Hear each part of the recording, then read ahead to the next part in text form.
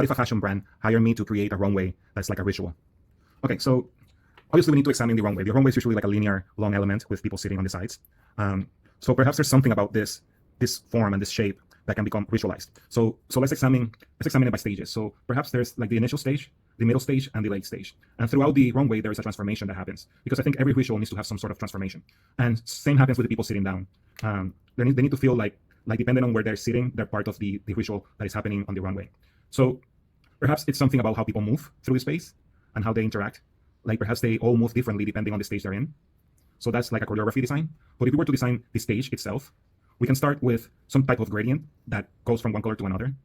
Or it could be something to do with they're walking on LEDs and the content itself. So it could be they go through fire in the middle to end up in the clouds, and they start on the land. And and how this content changes throughout the people walking becomes part of the visual. So that would be like an easy way to create like a visualized element if the runway itself has content that showcases that transformation.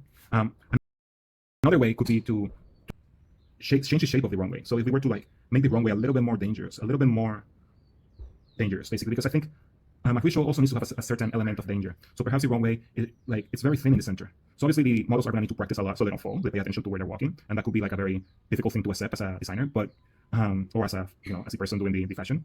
But there is this element of danger that seems fascinating to me in terms of the runway. So like here it becomes more difficult, and when they can stand on the tip of this runway, and they can in a way do something that is a little bit outrageous at the end. So perhaps it is even more dangerous than imaginable, but all the models have are protected because they're suspended by this very thin elements that hold them up towards the ceiling, so they can never fall. So this allows them to walk in the air and fall down. So they have this rail on top that holds them as they're walking through the runway.